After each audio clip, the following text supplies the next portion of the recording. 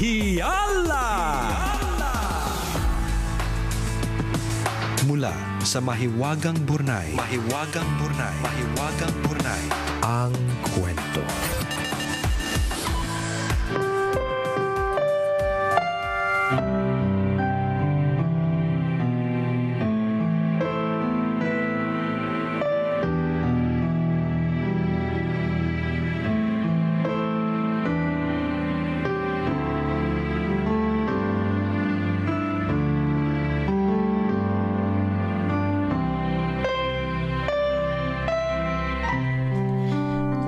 Talaga ako.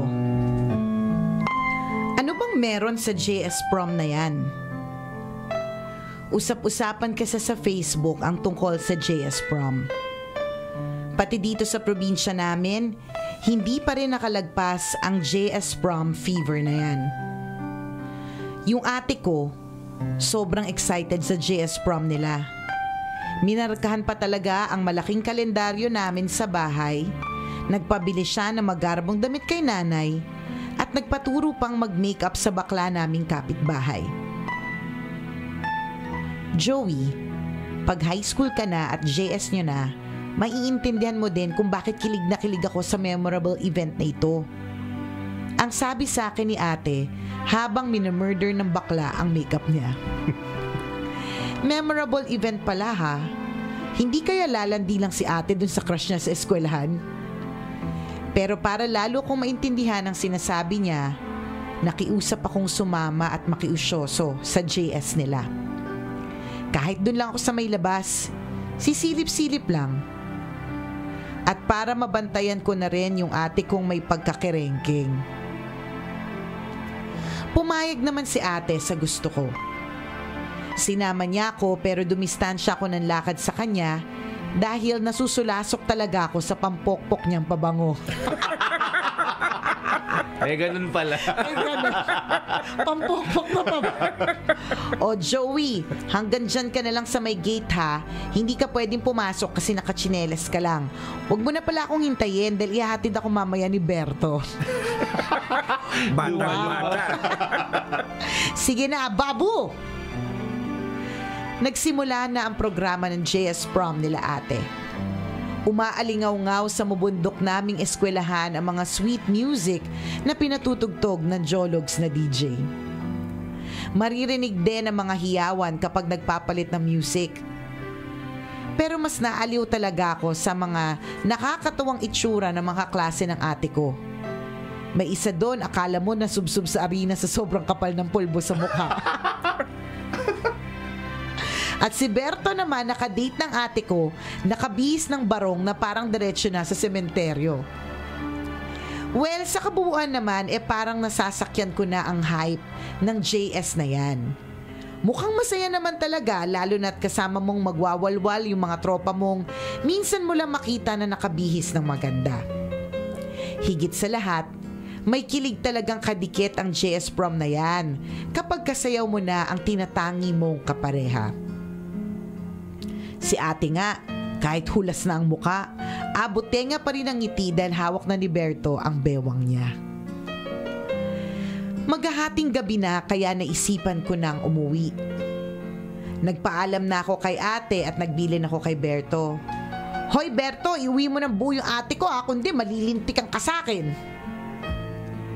At hinayaan ko na silang namnamin ang memorable na gabi. Ang hindi ko alam, mas magiging memorable pala ang gabi ko dahil sa sumunod na nangyari. Mahaba-haba pa ang lalakarin ko para makarating sa amin. Naisip kong dumiretso na muna sa bahay ng lola ko para doon na lang makitulog. Katok ako ng katok pero walang sumasagot. Hindi ko na inistorbo ang pagtulog ng matatanda. No choice ako. Susuungin ko ang magubat at madilim na daan pauwi sa aming dampa. Habang naglalakad, naspatan ko sa may ilog ang isang matandang babae na mahaba ang buhok at parang nakayuko. Akala ko, naguhugas lang siya ng paa. Hating gabi na kasi, imposible namang naglalaba pa siya. Medyo hindi na maganda ang pakiramdam ko. Parang kusang tumatayo ang mga balahibo ko. Ito na. Maya-maya nang malapit na ako sa matanda, bigla na lang nagtayuan ang mga buhok niya. Oh my God! Nandilisik ang mga matang matalim na itinuon sa akin. Sumigaw ako ng pagkalakas-lakas. Pumiyok pa ako sa pagsigaw habang kumakaripas ng takbo. Hindi ako lumilingon sa aking likuran. Dasal ako ng dasal sa isip ko na sana ay makauwi ako ng ligtas. Halos isumpa ko ang JS prom ni ate. Kung hindi ako sumama sa kanya, edi hindi ako gagabihin sa daan. Salamat sa Diyos at nakauwi naman ako ng ligtas. Hingal na hingal ako pero hindi ako nakapagkwento dahil naghihilik na ang nanay at tatay ko. Akala ko ay hilik lang nila ang maririnig ko. Maya-maya pa, nakarinig ako ng tunog ng ibong malaki na parang dumapo sa may bubungan. Yay! Sa probinsya namin, wakwak ang tawag doon. Ang aswang na nag-aanyong ibon. Napadasal na naman ako ng hindi oras. Isinumpa ko pa sa Diyos na hindi na talaga ako magpapagabi sa daan. Maya-maya pa, nawala na ang tunog ng wakwak sa bubungan. Nagtalokbong na ako ng kumot at kahit takot na takot ay pinilit ko pa rin makatulog. Makalipas ang ilang oras, parang may naramdam akong kumikilos sa may banig. Pagmulat ko ng mga mata ko, ay bumungad sa akin ang isang babaeng hindi mawari ang mukha. Sumigaw ako ng aswang! Hanggang sa batukan ako ng ate ko. Siya lang pala ang kaharap ko. Bakit kasi hindi pa magtanggal ng makeup? Ikinuwento ko sa kanya ang lahat na nangyari sa akin. Pero mukhang hindi siya interesado dahil lutang pa siya sa JS prom nila. Ikinuwento pa niya na nung gabing yon, nagtapat si Berto ng pag-ibig sa kanya. Iyon na marahil ang pinakamalagim na kwentong JS prom na narinig ko sa buong buhay ko. Ako po si Joey, isang certified tambalanista at mahiwagang Burnay addict. At ito ang scary story ko. Love story naman pala to eh. Nagkatuluyan naman si ate si Berto eh. Medyo dalawa yung atake niya. Horror. Correct. At Love story. story. At tatlo, comedy. Comedy. Diba? Kasi kung tutusin talaga nakakatakot. Oo. Diba? Pero cute yung cute yung paraan ng pagkwento niya eh. Diba? Si ate, sa kapal ng makeup nagmukhang aswang. Bakit pa kasi hindi pagtanggal ng makeup? Ang cute mo. Pangalan mo ulit. Ang cute mo, ha? Salamat sa pag-share ng story, Joey. Yan. Ayan. Sana ma-meet ka namin. Ano ka pala eh, tambalanistang addict ka pala eh. Addict sa mahiwagang Burnay addict. Ngayon ko lang narinig yung description na yan, mahiwagang Burnay addict. Yan. Ang ganda ng kwento mo, cute siya. Cute. Cute na nakakatakot. Ikaw ba naman makakita ka ng wakwak? Oo, kaya. Ang wakwak ba ay pareho sa tiktik? Parang ganon. Pag sinabi sa probinsya na wakwak, parang Ibon eh. tik-tik. Diba? Ganon Parang din. itsura ng uwak. Mga, Ang wakwak kasi, di ba, Actually, hindi bird? mo makikita siya eh. Maririnig mo lang yung tunog eh. But how do you distinguish na iba yung pagaspas, parang iba yung ganon? Paano yung huli niya? Anong sound ng wakwak? Wala. Ayawan na. Parang dumadahak. Nahiya pa, tuloy mo na. Ayoko na. Siguro yung parang yung sumusukan lasing ganun. Yun alam ko. Usually, Nakakita ng uwak. yung wakwak saka tiktik parang pareho lang din eh. Yung tawag usually sa probinsya, kagaya sa mga sa Roja City, yan, mga Ilonggo sa Capiz, is wakwak din. I wonder what it's called in Chicago. Whack, whack. Whack, whack. Parang pack. Whack, whack, pack. Nakakatakot no yung may makasalubong ka ng hindi pangkaraniwan sa gabi, sa hating Tsaka gabi. isipin Tsaka mo sa yun. gubat, tsaka Oo. ng bahay nila eh. Tsaka yung isipin mo, nakakita siya ng babaeng mahabang buhok, tapos sabay-sabay nagtayuan yung mahabang buhok. Diba? Oh my Di ba God. dahil sa spray net O yan? kaya nga, Aquanet ang Teacher pala. tibay. Teacher ng PE pala. Oh my goodness. Tapos pag tumingin sa'yo, nalilisik yung mga mata, no? Kakatakot yun. Kaya minsan pag kunyari dumadaan kami, nagbabiyahe kami ng gubat, tapos hindi namin pinapansin yung mga nakikita namin sa daan eh. Mahirap na. Baka mamaya Pag ganun ba, sumakasakit na sa dapat hindi inyo. mo nalang pansinin? O, sabi nila, wag mo daw i-entertain. Oo. Nung isang araw, di ba, nung isang araw sa condo, maliit lang yun. Oo. Tapos kumakain kami. Tapos, sabi ng asawa ko, si ate pumunta ng CR? May dumaan. Oo, may dumaan. Dumaan talaga. Dumaan sa likod. Tapos nag-CR. Tapos pagkita ko si ate, nasa kwarto naman. May mga ganyang pangyayari din Oo talaga. nga. At ako naka-experience Hindi din na ako lang dati namin din. pinansin. Kasi ayokong i-entertain. Kasi Oo. alay ko iniisip dito, Tanghenyo, partner, bahay ko din yon. So kung nakikibahay sila, bahay ko din yon. So kung di ko sila ginagambala, wag din nilang gambalain wag din nila akong gambalain. Coexistence yung tawag doon. Actually, nakikinig sila ngayon. Ay! Sabi nyo, binati ako sa tambalan. Nakatutok sa FB Live.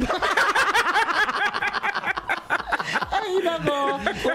Ano yung sa'yo? Ano yung sa'yo? Parang ganun din, halimbawa, nagkukumpul-kumpulan, kwentuhan, parang alam mo na parang may dumaan eh. Pero tahimik lang kami. Oo. Hindi kami nag-uusap-usap. Tapos Hindi kayo lasing lang kayo? Hindi.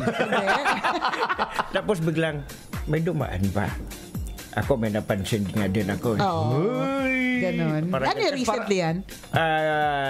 Matagal-tagal na rin. Nakakatakot yung ganun. Ako ito very recent lang nung weekend. Gaya. Gaya May ka na. Ayaw magpahuli. May makwento. Sa'yo. Makaisip agad ng kwento. Taga-resident ko pa. Bilis naman. Grabe. Ayaw magpahuli. O sige, kwento mo sa sige, amin. kwento mo yung Hindi, very totoo. recent. Totoo to, ha? Okay, sige na. Totoo. Real story to. Nung nakaraang Sabado lang, nagpunta kami sa norte. Tapos nag-check-in kami sa isang hotel. Palibasa ako, sanay kasi ako na matulog ng all day light. Lights on. Lights on. Tapos yung mga kasama ko, nag-decide sila, mananalo sila, majority wins daw eh. Gusto nila patay lahat ng ilaw. Okay. Sabi ko, sige na nga, di patay ang ilaw. Talagang wala ka makikita sa sobrang dilim ng Maski kwarto. lampshade? Walang ganun. Pag nagbukas ka ng cellphone, yung sakalang. Sakalang na Bakit yun. ganun kadilim? Oo nga, sobrang dilim. So, sige, bahala kayo. Zero visibility talaga. Oo. So, siyempre, ako naman, natagalan ako bago nakatulog kasi nga hindi ako komportable ng patay lahat ang ilaw. So maya-maya siguro habang natutulog na lahat, may naghihilik na nga, dinig ko ang lakas ng hilik. Biglang bumukas yung pinto. Oh my God. Oo, siyempre pagbukas. Oo nga. So Hindi yan bastos baka bastos na. Baka bastos Grabe ka naman sa akin. Binabalaan kita. May pinapasok pala na babae. Binabalaan kita, Chumet. Baka bastos yung kwento mo.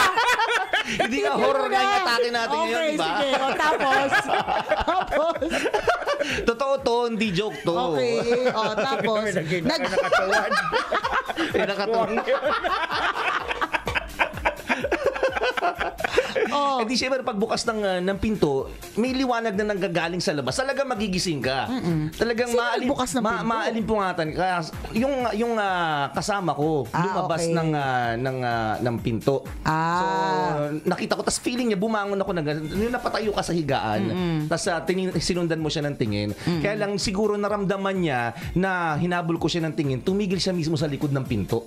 Okay. Para magtago na, ayaw, nakikita niya ako lalabas. Parang gano'n. Siguro may gagawin ka kabalbalan sa labas. Okay. So, parang hindi niya itinuloy yung Balak niya lumabas. oh, nakita ko siya sa likod ng pinto. Okay. Nakatagong Natatakot ako. Ang weird kasi. Ang weird kasi. yung napabangon ka bigla, yung napaupo ka sa higaan mo, Oo. tapos nakatingin ka sa kanya sa likod ng pinto. Ang weird kasi nasa likod siya ng pinto tapos tumayo ako para batiin siya, huy, magtatago ka dyan. So, lakad ako sa may pindutan ng ilaw. Pag pindot ko ng ilaw, walang nakatayo sa likod ng pinto. Oo nga. Walang nakatayo sa likod ng pinto. Sino yun? Ang bilis kong bumangon eh. Tapos pag turn on ko nung ilaw, nakahiga yung tao, nakala ko lumabas. Oh my God. Tapos ito pa yung syempre hindi ko in-entertain. Syempre. Inisip mo dito malikmata, lasing ka. Posibleng gano'n. Mga gano'n. Dahil hating gabi na gano'n. Tapos nung hindi ko kinikwento hanggang kinabukasan. Tapos nung nagbe-breakfast na kami, sabi ko, buti nakatulog ka pa, partner. nakalasing ako eh. Hindi, syempre. Lasing ka naman pala. Hindi ko ano talaga nakikita mo. Okay. So eto na nga. So kinabukasan, nung nagbe-breakfast na kami, kinuwento ko, sabi ko, alam mo, akala ko lumabas ka talaga kagabi. Sabi niya, hindi kuya. Tulog na tulog siya. Tulog na tulog ako. Nalalaglag pa nga yung mga una nung nakita namin nakatulog siya. So himbing talaga yung pagkakatulog siya. At wala siyang intensyon na lumabas ng bahay. Ngayon paglabas namin ng kwarto, sabi nung caretaker, sabi niya, sana po nakatulog kayo na maayos kagabi. Ganun? Sabi ko, parang sabi siya na gano'n. Hotel. Nang maiwasan ha. Mamaya, sabihin mo sa akin kung saan hotel yan sa Norte. Sa La Union niya. Sa La Union ba to? Oo. Oh my God. Yung pagsasabi niya na gano'n, parang nakakatakot. Alam mo yung kinilabutan talaga ako ng, sana po nakatulog kayo na maayos. So, ibig sabihin, may alam ka sa loob ng kwartong tas tinuluyan namin. hinahayaan mo kami mag-check-in para lang kumita ka. Wala kang puso. Yun na. Kinilabutan God. kami lahat. Sabi ko, may something dun sa Sabi ko, tanda ko lahat nung nakita ko kagabi. Oo, sure na sure Nakainom ka. ako, pero tanda ko lahat. Sure na sure ka. Oh my gosh, nakakatakot yung ganun. Nakakatakot. Tsaka yung biglang bubukas ang pinto na wala namang bumabangon. Ay, nakalak yun eh. Tsaka yung, oh my God. Nakalak yun. Alam nga, matutulog kami nung hindi nakalak yung pinto namin. Bumalik ko ba? Oh. May hinihintay palang papasok. Minsan ganun kayo. Ultimo nga banyo, hindi nilalak. May contact. Baka kasi sakali. Oh my God. Nakakatakot. Oo nga. Tsaka para effort. Paano yung effort? Tsaka sabi ko, yung force? Oo. And then it must be a strong force. Oo. Kasi kung alba spirit siya or whatever, pero kaya niyang mag-move ng lock ng pinto. ng lock ng pinto. Eh di malakas siyang Tsaka kung yung tao mang kasama talaga namin sa kwarto yun, bakit ang bilis siya nakabalik ng kama? At tsaka wala akong nadinig na sound. Oo. Diba? Tsaka sinong katabi niya? Oo. Saan siya nakahigang part? Nakakatakot. Nakakatakot naman. So, mag-check-in ka pa ba doon? Kahit libre. Hindi na nga Ex-deal daw. Hindi na. Libre daw! Oo.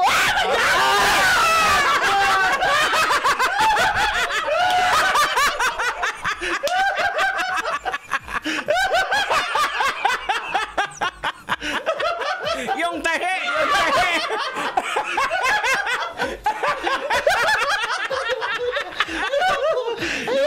Yung parang natin nakatingin sa camera. Bigla may lumabas. Oh my God! Bilis na timog ng puso ko. Huwag kang ganan, boy Tinda! Hindi na kami bata! Matatanda kami lahat dito! Oh my God! Oh my God! Ang maintenance, ilabas. Ilabas ang pang high blood. Ay, nako. Ay, nagulat ako dun, ha?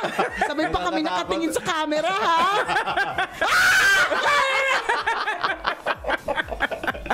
Dapat palitan na natin yung fire extinguisher dito ng oxygen. Nakakatakot. Ayaw na. Pagod na si ako. Mahaba pa yung araw ko. Ay, nako. Pagka ganyan, pray lang naman daw. Mag-pray ka lang.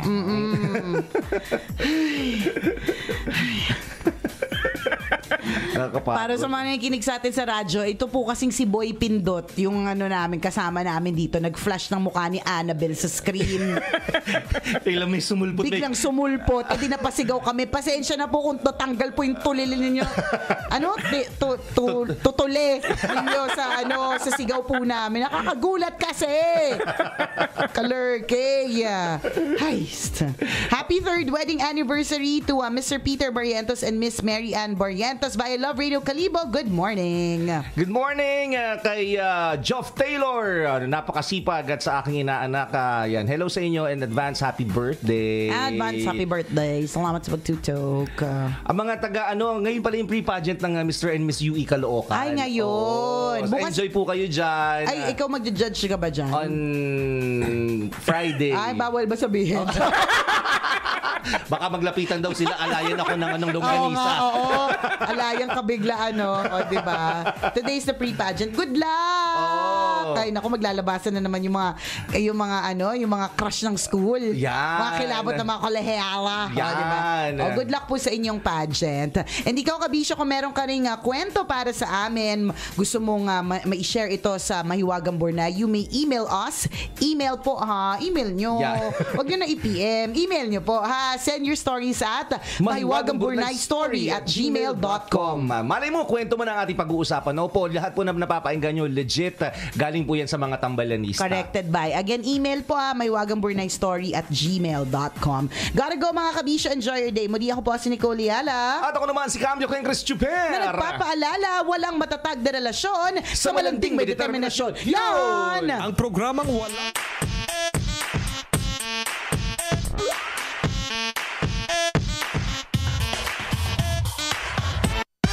Love lang. Always your number one. SM Radio Station. Love Radio.